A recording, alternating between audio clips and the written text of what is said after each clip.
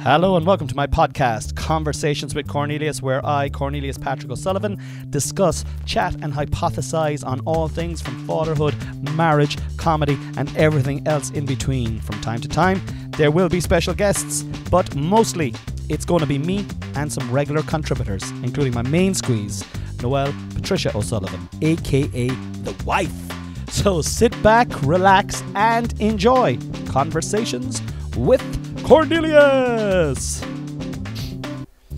Welcome back to another edition of Conversations avec Cornelius. I'm your host, Cornelius Patrick O'Sullivan, and yes, I am back. Now lads, I took last weekend off, okay, and for very good reasons, okay. It was due to the patron saint of Ireland having her National Day. And yes, I know Patrick is considered to be the one and only patron saint of this Emerald Isle, but no, he is not the only one. Bridget is also a patron saint of Ireland, and I'll tell you this too, Podcast Nation, there are not two patron saints of Ireland, there are actually, drum roll please, 3 patron saints of Ireland, okay? We've got Patrick, okay? Saint Patrick. We've got Bridgie, you know? And, I kid you not, we have a third one. Saint Columba, otherwise known as Columkill. Now, I don't know if you know who Columkill is. He was around back in the day, around 500 AD, okay, and he was and is also a patron saint of Ireland, alright? So we have 3, Paddy, Bridge and Columkill.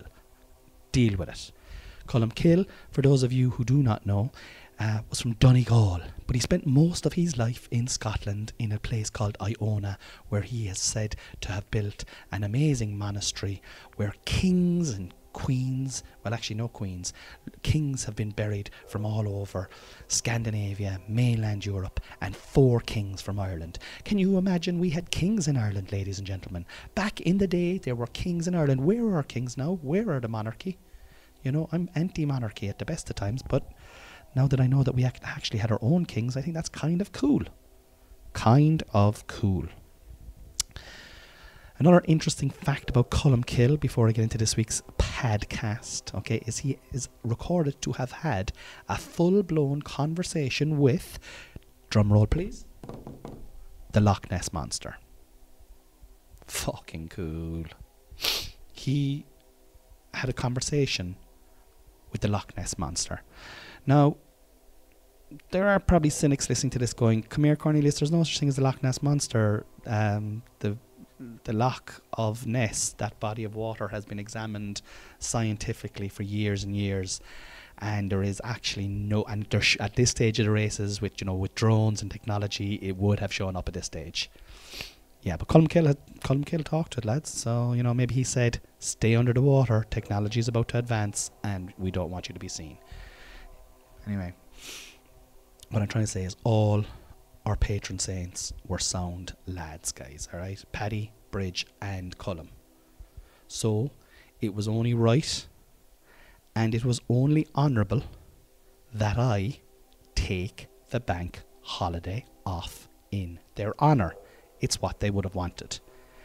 They weren't going around the place doing miracles, talking to Loch Ness monsters, getting rid of the snakes out of Ireland for the good of their health.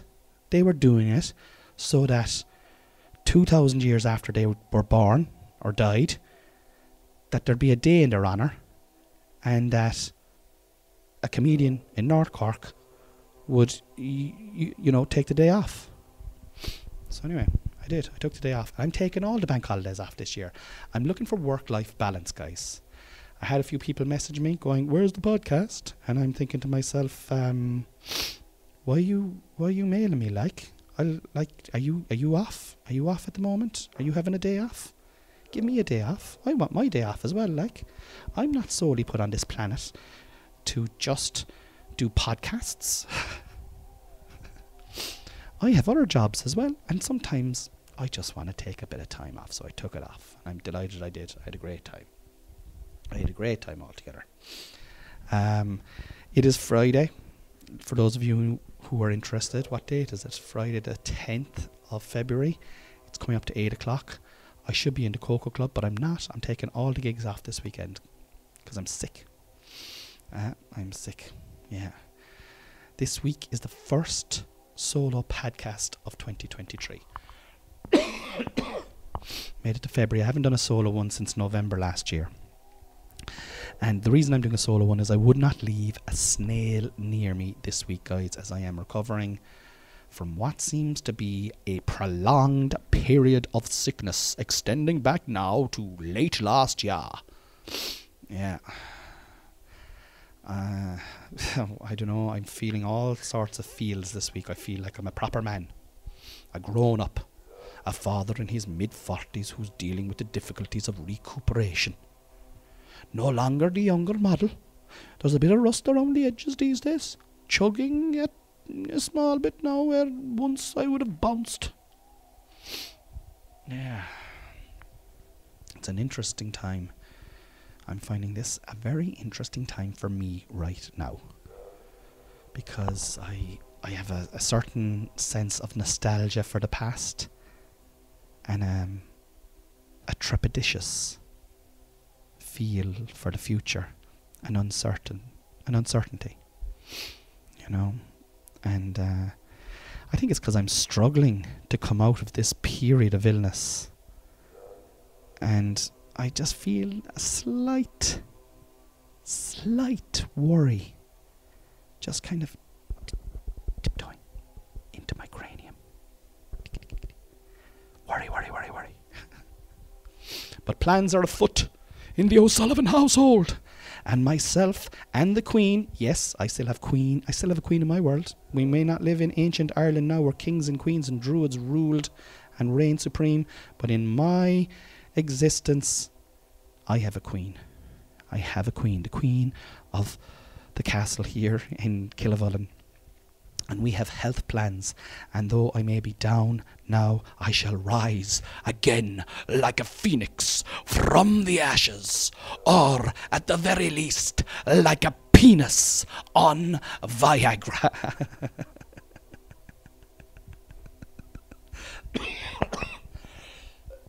Oh God, I'm in a bad way. I'm on steroids. I've got 2 different inhalers.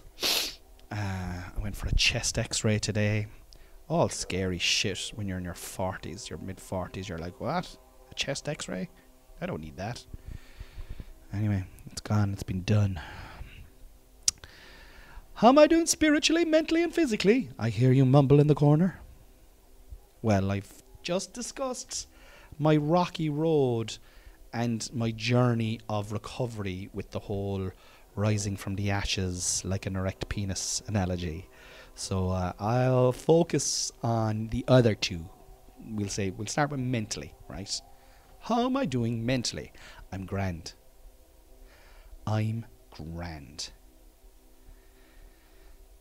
It's life, that's the issue. For me anyway. I was talking to Noelle about this a couple of weeks ago on the podcast, and I think we came to the understanding that I feel that life is going at 100 miles an hour. She feels that life is at the same pace it always was, which was super fast. But I think we kind of realised why I'm feeling it and why she's not feeling it as much is because she worked all the way through the pandemic. Her job never stopped, whereas mine completely stopped. I went from like feck arsing around to going at 100 miles an hour again. And I think that's probably why I'm a little bit run down and why I've been sick as well. I just haven't been looking after myself as much as I possibly could have. And in ways, like, I mean, I was doing my saunas and I was doing cold showers and all that kind of stuff, but I wasn't going to bed early enough. I wasn't coming off my phone enough. I certainly wasn't eating healthily enough. And I wasn't going outside enough. I started going out getting some vitamin D at the start of the year. I was doing it on my Instagram every day. But I think it was too little too late. you know. But yeah, it's grand. But like life, it's just sped up so fast now that like, you know, I'm in danger of twisting my fucking ankle if I hop off, you know. And am I alone? Am I alone? I'm definitely not alone, lads. I'm definitely not alone. Because I did a poll on my Instagram there a few weeks back, right? Just to gauge how other people are coping with post-lockdown life a year on, you know. Now, I'm not saying I have a big following. I actually do not have a big following. I have a very modest but dedicated following on the gram. And they are, by and large, people of my own demographic, you know. Middle-aged and hot as fuck. Yeah. But the hotness is kind of like a temperature that I've kind of inflicted, or that they've inflicted on themselves by hauling yourself upstairs quickly to get away from your children so you can eat half a packet of Aldi chocolate hobnobs by yourself. Because you deserve it, like. I mean, we're working all the fucking hours that God makes. So if I want to smash 400 calories into my gob in 12 seconds, whose beeswax is it anyway? Yeah. Yeah. So mentally, I'm grand. I'm grand. I'm grand, ma'am. Spiritually. Yeah. It's definitely 3 Ds for this week, guys, okay? Physically, D. Mentally, D. Spiritually, D. A pass. Honours? No. All pass. Just scraping by this week. Scraping by the last couple of weeks. Spiritually, I'm off the wagon too. What can I say? I'm off the wagon. It's hard to be on the wagon when you're physically, when you've got physical shit going on. It's hard to fucking work on the other bits, you know. Like, so, like, I mean, as I said, I'm sick, so I can't do the sauna, and cold showers are not encouraged when the body is under pressure. They're not encouraged at all. They're actually discouraged, all right? And those 2 physical tasks alone allow me, you know, time every day to get my affirmations done religiously, if you'll pardon the comparison. Religiously. They're not prayers, Cornelius. Or are they? Hence, anyway, what I'm trying to say, right, is hence I feel I'm not connecting to that part of my being as fruitfully as I normally do. I'm normally going well. I'm not going well at the moment. I'm going bad. And I think it's important to have balance. And I think it's important to show, you know, this is a fucking work. This life is a work in progress. You're not your body at all, like. Do you know what I mean? You're your mind. The body's going to break down. You know? So spiritually, it's important to be, I think, it's important to acknowledge that and to know that and to live with that knowledge. Now, that being said, I was in the hospital this morning, right? And I was in the waiting room, waiting for my x-ray on my chest from the doctor who sent me up there. And I said, do you really think I need to go for this? And he's like, I think we should just get it checked out anyway and rule it out. I was like, all right, let's do that. No problem. Really feeling old here now. 45. Chest x-ray. Did you break something in your chest, Cornelius? No. Just have a bad cough for over 21 days or 31 days. 41 days actually. Maybe even 51 days anyway. But anyway, I was in the waiting room and I noticed that everybody that was in there, right, were all glued to their phones. Now, I only noticed this because I forced myself to put my phone down and try and be present within the room, you know, try and just fucking be like it was 1986 and there's no phones. But by doing this, I found time to go through my spells or my prayers or my incantations or my affirmations or a to-do list, as one skeptic comic acerbic said to me there one time. Never forget it. Aren't affirmations only a to-do list? Fuck off. Indeed, yeah, they are, yeah. Anyway, if there was a report card being sent home with grades on spirituality this week, it would be a big fat D, and in the comment section it would read, seems to have slacked off big time, can do much better if he applied himself. So hopefully now with all the steroids. I have strepsils on the go here now as well, and which is they're sweets, but they're just strepsils are sadness, fucking wrapped in sugar, you know. Thank you for continuing to listen to this and support this podcast, guys. Right, I want to say that. I want to say I am so grateful for all the reviews, all the likes, all the comments, all the shares, everything. I am sincerely thankful. I'm really thankful for my patrons as well. I really am, and you know, I'm baffled sometimes that people like my podcast enough to, you know, come on board and pay to listen to an extra one that I put out every month. And if you want to be one of those, you can go into the description of this podcast and there's a link to my Patreon. Sign up, come on board, see what it's about. You will love it. But I have to say that, you know, I'm so thankful in general, you know, and yeah, keep it up. You're doing a great job. Trending topics with Cornelius Patrick O'Sullivan. Alright, so usual story. I went onto Twitter, I saw what was trending at the top, in the middle and at the bottom, and I decided to go for it.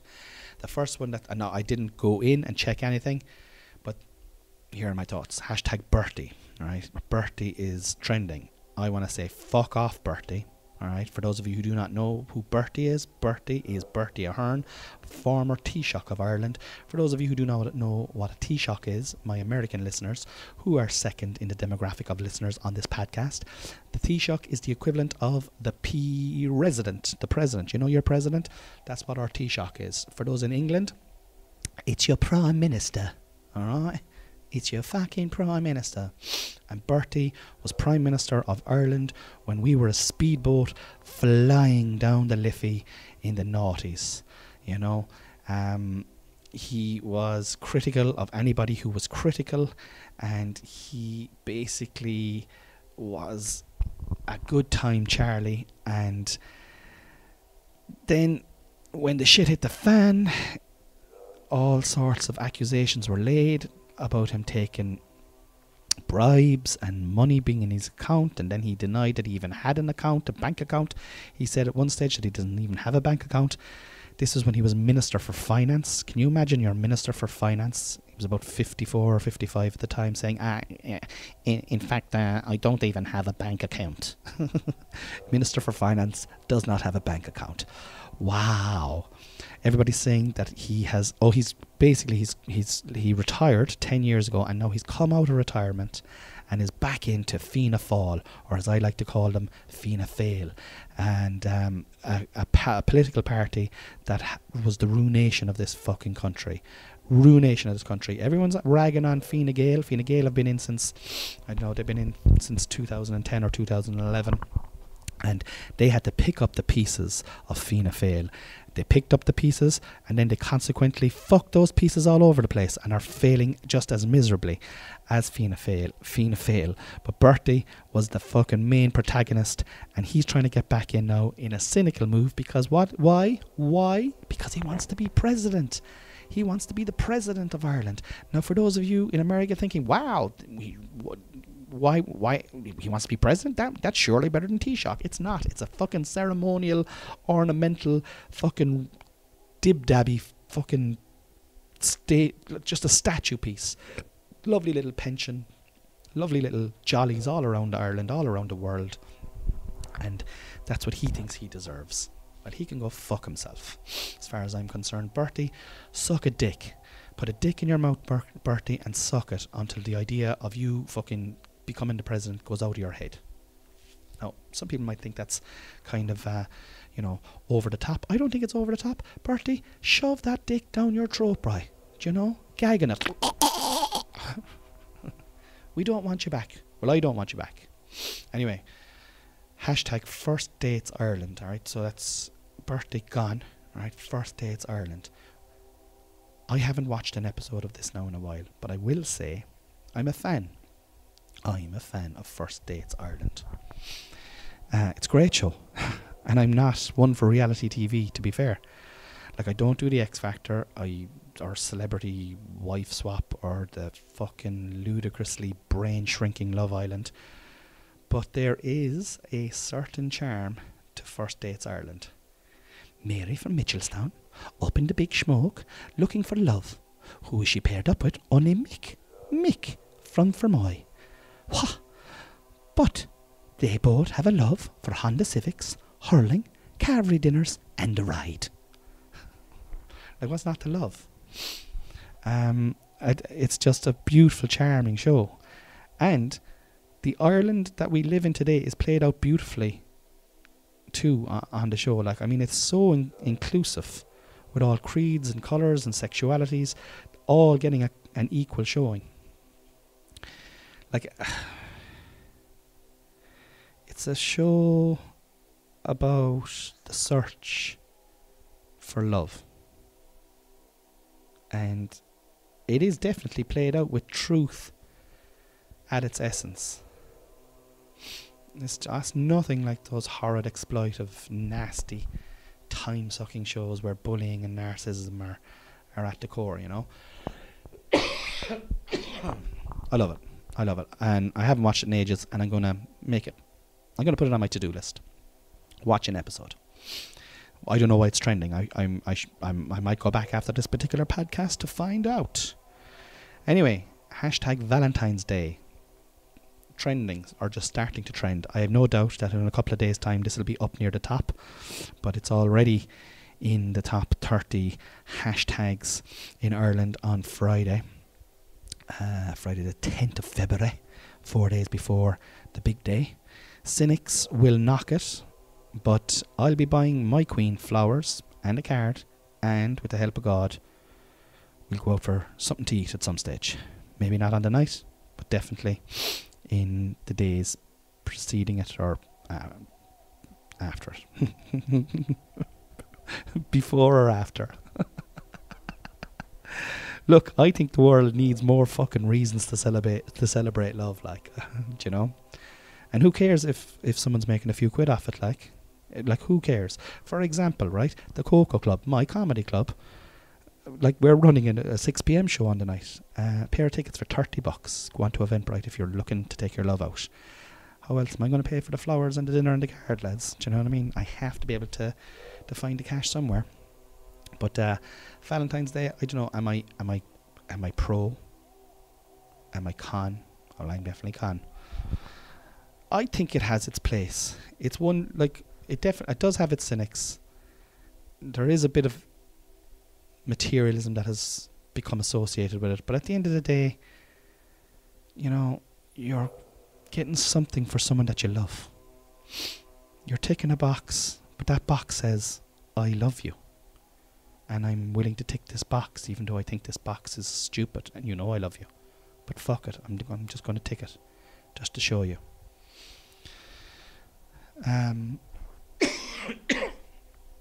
So I'm going to do something there now that I haven't done in ages. I'm drinking some water. I'm sure you'll bear with me. But I've kept a diary from when I was in school all those years ago, boarding school, and I have written in it very, very sporadically throughout the years. My last entry was in 21st of November 2019. The entry before that was on the 12th of February 2014. And the entry before that was on the 8th of March 2012. So I'm going to read the last 3 entries. Now, what I will say is this is my private diary, and ever did I ever think that I would be reading what I wrote down here and reciting it into a microphone inside in the John Hume War Room off my tits on steroids,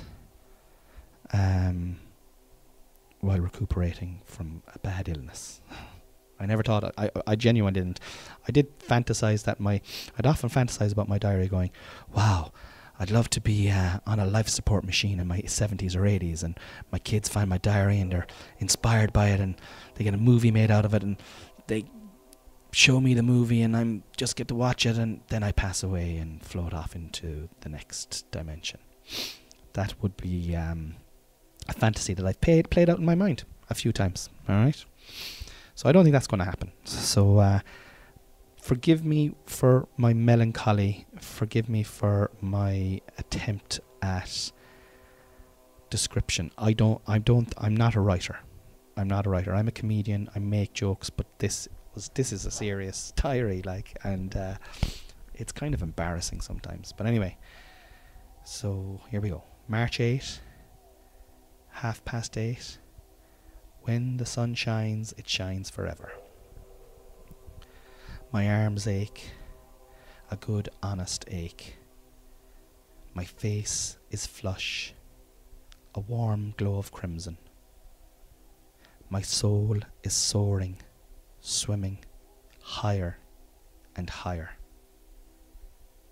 My fingernails are growing longer and whiter. I'm singing and playing guitar more often. It is a wondrous pastime. I never really poured what I enjoy in life out onto this copybook, like I have done with my demons. Maybe now that I do, the consequences are there to be viewed. Lots of texting today to Noel. Modern day courting is so tense, so much bullshit. Yet, in a way, a soft, quiet way, it has its own charm. I know that is a contradiction in terms, but it is. We had a teenage kiss last night in her hallway. Fairly passionate. I kept thinking one of her flatmates would open a door and catch us. We giggled. I haven't giggled in, I can't remember. Easy now. It's all good. So that was March 8, 2012. That was my third last entry. This is the 12th of February, 2014, 2 years later. Hurricane outside. Oh, so happy. Full circle. It's all working out. The mental change was within me after all. Noel. She is my true love. We are getting married in September. Imagine. She is so wonderfully perfect. Perfect for me. Perfect for us. Light, love, and happiness. Cringe! Then I drew a picture of my face and I'm smiling. Okay. That was the 12th of February 2014. I waited 5 years to write the most recent.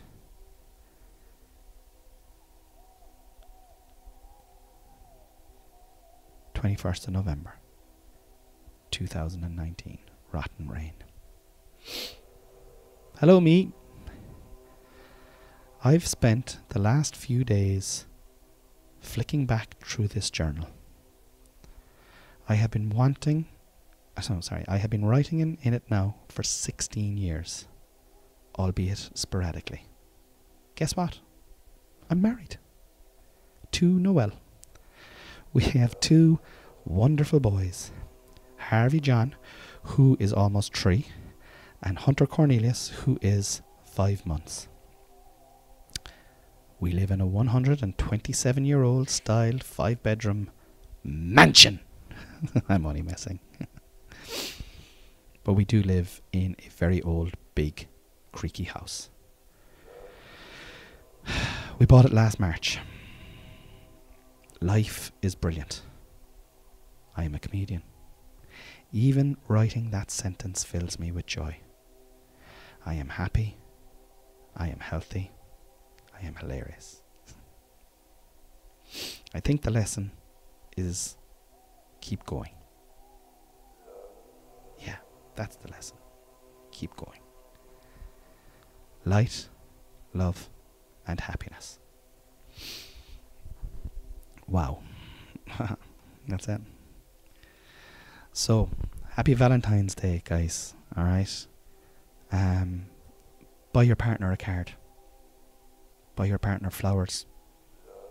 Take your partner out for a meal. Tell him you love him.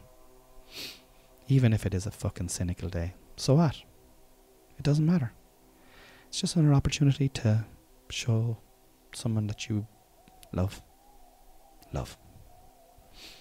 I'll talk to you next week. And remember, Shtay.